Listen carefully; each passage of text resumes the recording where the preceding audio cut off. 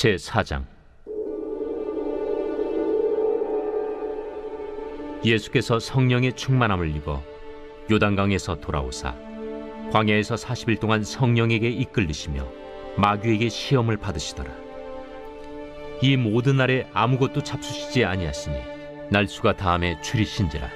마귀가 이르되, 네가 만일 하나님의 아들이거든 이 돌들에게 명하여 떡이 되게 하라. 기록된 바 사람이 떡으로만 살 것이 아니라 하였느니라. 마귀가 또 예수를 이끌고 올라가서 순식간에 천하 만국을 보이며 이르되, 이 모든 권위와 그 영광을 내가 네게 주리라. 이것은 내게 넘겨준 것이므로 내가 원하는 자에게 주노라. 그러므로 네가 만일 내게 절하면 다 내 것이 되리라. 기록된 바 주 너의 하나님께 경배하고 다만 그를 섬기라 하였느니라. 또 이끌고 예루살렘으로 가서 성전 꼭대기에 세우고 이르되, 내가 만일 하나님의 아들이거든 여기서 뛰어내리라. 기록되었으되 하나님이 너를 위하여 그 사자들을 명하사 너를 지키게 하시리라 하였고, 또한 그들이 손으로 너를 받들어 내 발이 돌에 부딪히지 않게 하시리라 하였느니라. 주 너의 하나님을 시험하지 말라 하였느니라. 마귀가 모든 시험을 다한 후에 얼마 동안 떠나니라. 안녕하세요, 묵상가족 여러분.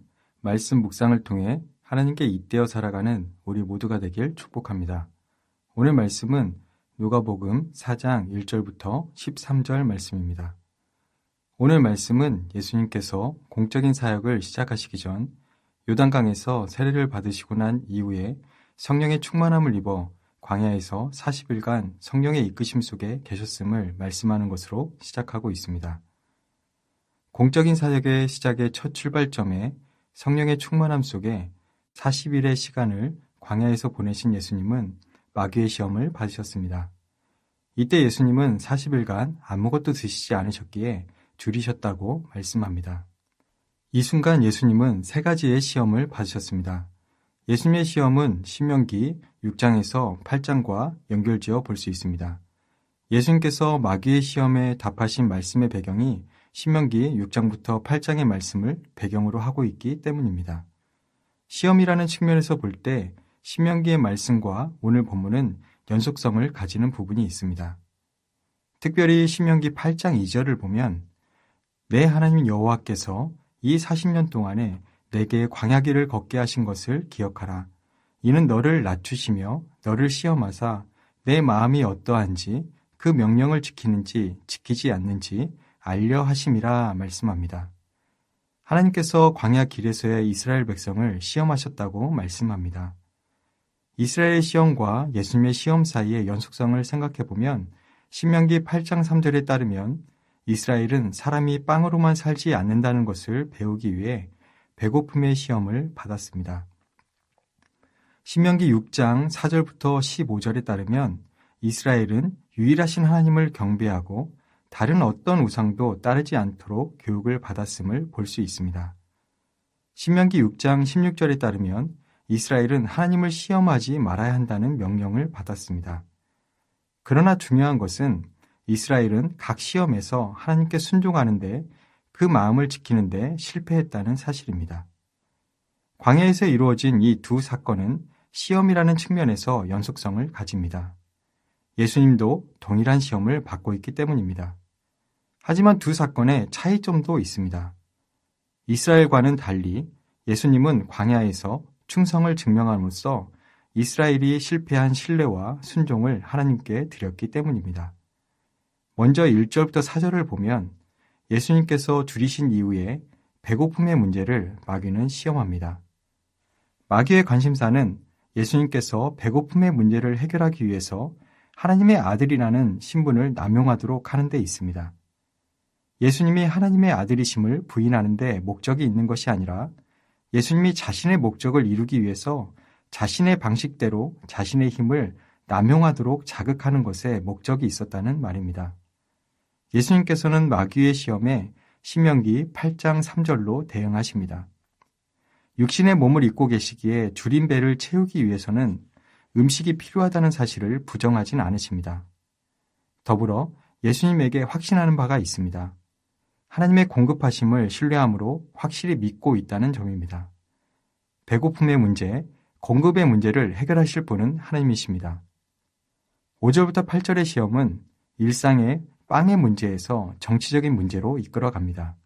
마귀는 예수님을 높은 지점으로 이끌고 올라갑니다. 그리고는 순식간에 세상의 모든 나라를 보여줍니다.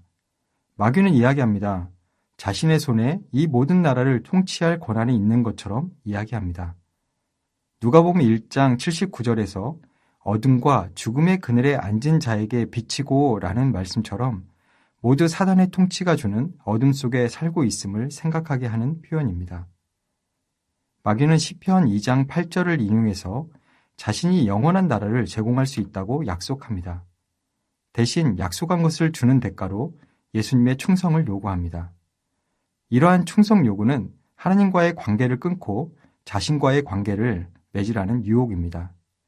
하나님의 아들로서의 위치를 버리라는 제안이기도 합니다. 그러나 마귀의 약속은 이루어질 수 없는 약속입니다. 마귀가 통치하는 것은 그것이 무엇이든 간에 하나님의 허락 없이는 이루어질 수 없는 것이기 때문입니다. 예수님께서는 절대 주권을 가진 척 유혹하는 마귀에게 신명기 6장 13절 말씀에 근거하여 제안을 거절하며 하나님을 향한 절대적인 충성을 다시금 보여주십니다. 마지막 시험인 9절부터 12절은 예루살렘에서 이루어집니다. 마귀는 성전을 시험의 배경으로 사용하여 시편 91편을 적절하게 인용합니다. 마귀는 교묘합니다. 마귀는 예수님이 하나님의 소리에 귀를 기울이는 줄을 알고 있기 때문에 다른 전략으로 예수님을 유혹하고 있습니다. 마치 하나님께서 말씀하시는 것처럼 말씀을 인용해서 유혹하고 있는 겁니다. 중요한 점은 마귀는 하나님의 말씀을 인용하지만 그 말씀의 진위에는 관심이 없다는 점입니다. 단지 유혹하기 위한 도구로 사용할 뿐입니다. 말씀 속에 하나님께서 위기로부터 건지시고 지키신다는 점만 가져왔을 뿐입니다. 하나님을 향한 신뢰와 순종, 믿음의 고백에는 관심이 없습니다. 이러한 마귀의 유혹에 예수님께서는 신명기 6장 16절로 대답하십니다. 예수님께서는 마귀의 시험을 말씀으로 이기셨습니다. 중요한 점은 13절에 모든 시험을 다한 후에 얼마 동안 마귀가 떠났다는 점입니다. 예수님께서 직면한 세 가지 시험은 예수님의 사역의 과정 속에서 만날 모든 시험을 함축적으로 보여주는 사건이었습니다. 앞으로의 공생의 기간 속에 시험과 유혹은 계속될 것입니다. 예수님의 사역의 첫 출발점에 기록된 이 시험 당하신 말씀이 우리의 인생길에서 마주하는 수많은 고난과 시험을 생각하게 합니다.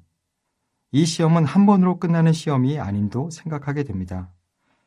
비록 우리의 인생길 속에 고난이, 유혹이, 시험이 찾아온다 할지라도 예수님께서 말씀을 통해 이기셨던 것을 기억하길 원합니다.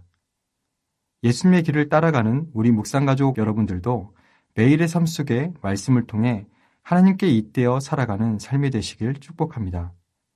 말씀을 붙들고 살아갈 때 은혜 붙듦의 삶으로 연결되고 유혹과 시험을 이김으로 연결될 줄 믿습니다. 묵상가족 여러분의 하루의 삶을 응원하고 축복합니다. 기도하겠습니다. 사랑의 주님, 감사를 드립니다. 주님이 시험 당하신 말씀을 대하며 우리의 인생길 속에 마주할 수많은 시험과 유혹을 생각하게 됩니다. 말씀으로 모든 시험을 넉넉하게 이겨내신 주님의 모습을 닮아 우리도 매일의 삶 속에 말씀을 붙들고 주님 부어주실 은혜를 붙들고 하나님께 잇대어 살아가길 원합니다. 우리의 삶 속에 말씀의 충만함이 있게 하시고 시험을 넉넉하게 이길 수 있는 은혜를 부어 주옵소서. 하루의 삶을 주님께 의탁드리며 우리 주 예수 그리스도의 이름으로 기도합니다. 아멘. 1. 오심 기도. 하루 5번 마음을 다해 드리는 기도. 나는 죽었습니다. 제가 주인이 아니고 예수님이 저의 주인이십니다.